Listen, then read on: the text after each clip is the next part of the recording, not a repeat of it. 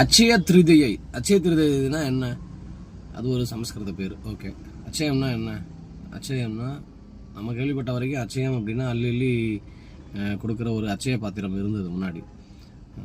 ஆனால் இன்றைக்கி அட்சய திருதைங்கிறது வந்து பார்த்திங்கன்னா அட்சயம் திருதையை. திருதைனா என்ன? தேதின்னு நினைக்கிறேன். எனிவே, அட்சய திருதைனா அன்றைக்கி வந்து தங்கம் வாங்கி வாங்கி குவிக்கிற நாள் அப்படின்னு சொல்லி இவங்களாம் ஒரு கற்பனையை உண்டு பண்ணிக்கிட்டு நேற்று ஃபுல்லாக குப்பைக்காடாக பண்ணியிருக்காங்க. ஒரு திருவிழா அப்படின்னா திருவிழா எப்படி இருக்கணும் அப்படின்னா அது வந்து எல்லாருக்கும் பொதுவான திருவிழாவாக இருக்கணும். அதுதான் வந்து திருவிழா. உதாரணத்துக்கு பொங்கல் விழா எடுத்துங்க. எல்லாரும் கொண்டாடப்படுறவர்களை, ஏழை பணக்காரன் சாதி மத வேறுபாடின்றி ஏற்றத்தாழ்வுகள் இல்லாமல் கொண்டாடப்படுற விழா தான் ஒரு விழாவாக இருக்க முடியும். அட்சய திருதை வந்து எப்படி விழாவாக இருக்க முடியும்?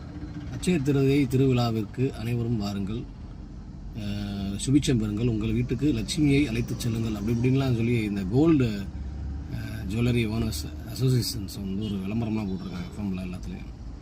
லட்சுமியை வாருங்கள். முதல்ல இந்த மாதிரி அசோசியேஷனாக ஃபார்ம் பண்ணும்போது அது வந்து கொஞ்சம் செக்யூலராக இருக்கணும்.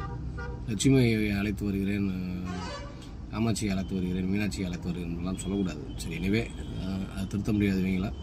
உள்ளபடியே பார்த்தா அட்சய திருதி அன்னைக்கு நம்ம என்ன செய்யணும் அப்படின்னா லட்சுமியை அழைத்து வர்றதை காட்டிலும் சரஸ்வதியை அழைத்து வரலாம். ஏன்னா ஒரு லட்சுமியை வச்சுட்டு ஒரு தடவை ஒரு சரஸ்வதியை வாங்கலாம்.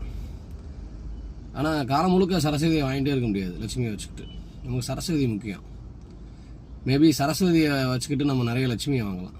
வள்ளுவர் சொல்லியிருக்காரு, தான் கற்ற கல்வி 7 ஜென்மங்களுக்கும் உதவும் அப்படின்ட்டு. 7 ஜென்மத்துக்கும் உதவுற கல்வி வந்து 7 லட்சுமியை வாங்க முடியாதா? ஆனால் ஒரு தடவை செல்வத்தை வச்சு ஒருத்தன் ஒரு காசு கொடுத்து கூட பாஸ் பண்ணிடலாம், காசு கொடுத்து கூட ஒரு டிகிரி சர்டிஃபிகேட் வாங்கிடலாம். காலம் முழுக்க அவனுக்கு அது உதவாது. அடுத்தடுத்ததில் அவன் மாட்டிக்குவான். ஆனால் உள்ளபடி சொல்ல போகணும்னு பார்த்தா அட்சய திருதை அன்னைக்கு வந்து நிறைய புத்தகங்களை வாங்கி குவிக்கலாம் நம்ம. அப்போ சரஸ்வதி நமக்கு தேவை. சரஸ்வதியை வாங்கி குவிக்கலாம். நிறைய புத்தகங்களை படிக்கணும், நிறைய புத்தகங்களை வாங்கணும், புத்தகங்களை அன்பளிப்பு கொடுக்கணும் அப்படிங்கிற பழக்கத்தை நம்ம உண்டு பண்ணணும். அது என்ன திருதி என்ன திருவிழாவாக இருந்தாலும் நமக்கு தேவையில்லை.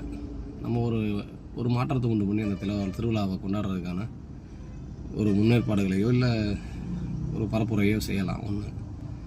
ரெண்டாவது, அதே நாளில் நமக்கு தேவை வந்து இன்றைக்கி எல்லாத்த காட்டிலும் சரஸ்வதியை காட்டிலும் மணிமேகலை முக்கியம். ஏன் அப்படின்னா அட்சயங்கிற வார்த்தையில் நமக்கு தெரியுது அது அட்சய பாத்திரம். நம்ம காவியத்தில் மணிமேகலையில் ஒரு அட்சய பாத்திரம் இருந்தது. நல்ல குறையாத பசி தீர்க்கும் அட்சய பாத்திரம் அது.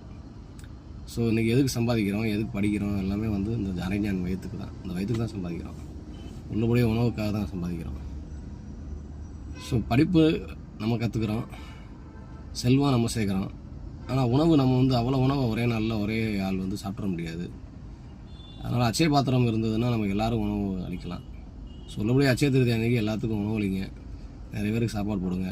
நீங்களும் நல்லா சாப்பிட்டு சுபிட்சமாக இருங்க. நன்றி, வணக்கம்.